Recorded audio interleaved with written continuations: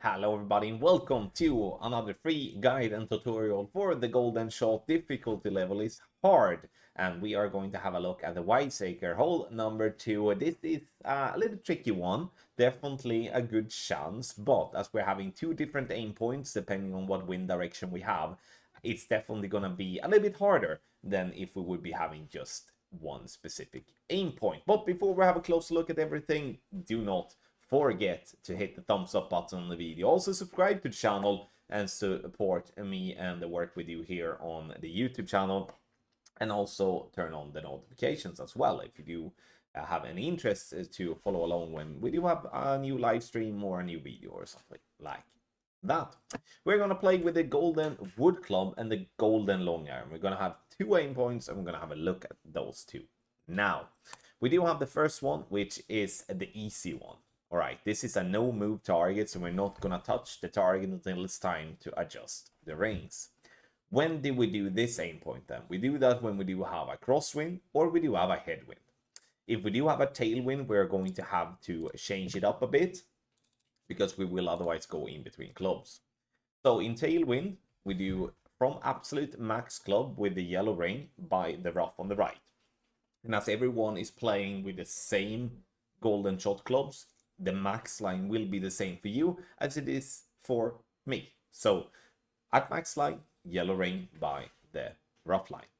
When it comes to the VPR tables, they are positioned in a way that makes it just awful to look at here on the video screen. So I recommend to have a look at those on the text guide instead. And we will summarize with the text guide before the video has ended.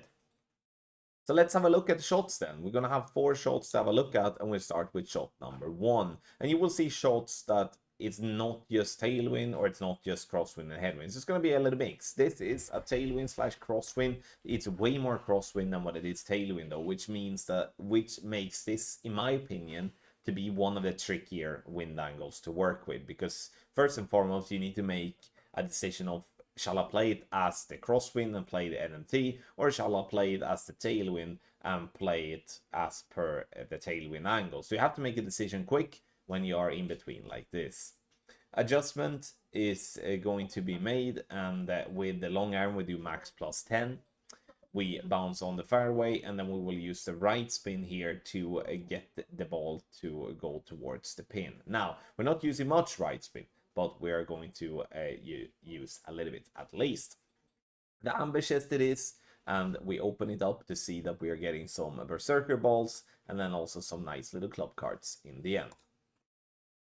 Next one, we do have a kind of similar type of situation as we had with the first video we watched, but now we have some headwind together with the crosswind, and then we're gonna play the NMT. And again, these type of in-between type of wind angles are the most difficult ones to be accurate with, because you're gonna have to guess a little bit to get the correct type of backspin and the side spin in the moment. We do adjust though, which we're always gonna do. 2.8 rings, and we do hit fairway. It bounces up with a very high bounce towards the pin, and we do snuck it in on the left hand side. All right, so here we do have the obsidian chest, and in the obsidian chest we do get the most value, obviously. That kind of like a logic way of saying it. You see, we got quite a bit of epic cards. We also got some berserker balls, and together with some common and some rare club cards as well, because obviously it's not everyone that has maxed clubs or just looking for epics.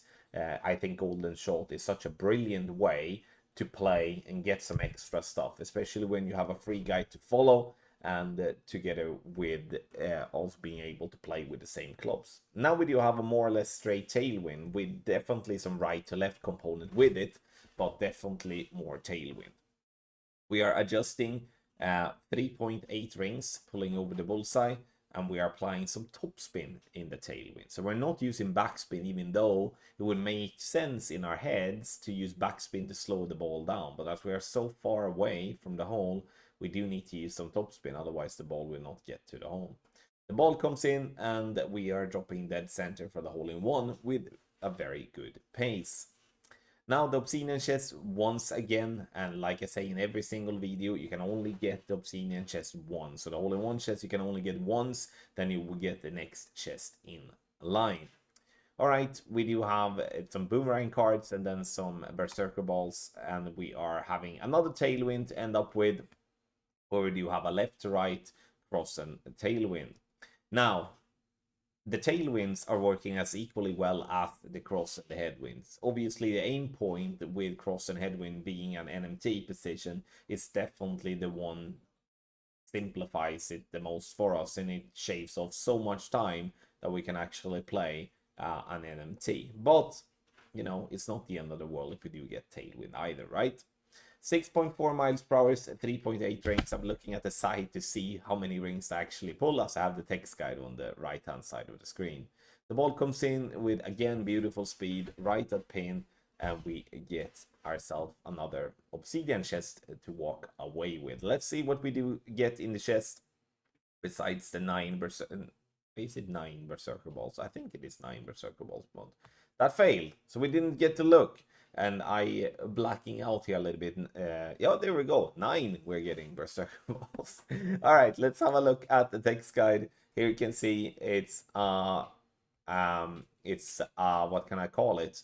It's double play, meaning that we are setting up in one way in 2 wind angles, and then another one in the other wind angles. We start with the no move target, which we do play in headwinds and crosswind.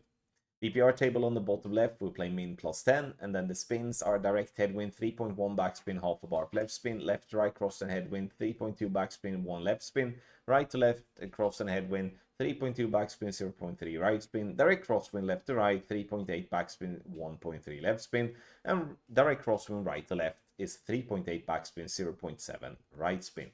Now looking at the tailwind from Absolute Max Club with the yellow rain by the rough on the right, and then we do have the spins, 1.2 top spin, no side spin, indirect tailwind, left to right, cross and tailwind, 1.4 top spin, 0.2 left spin, and right to left, cross and tailwind, we do 1.4 top spin and 0.2 right spin. You can find that this text guide in the video description down below. You can also go to our website, golfclashtommy.com, which is most definitely the best place to go when it comes to finding free content for Golf Clash. Thank you so much everybody for watching. Do not forget that if you do want to improve your game even more, scan the QR code on the screen or go directly to patreon.com/golfclashtommy or patreon.com/GCTquick9. Links in the description down below. Sign up today and improve your game.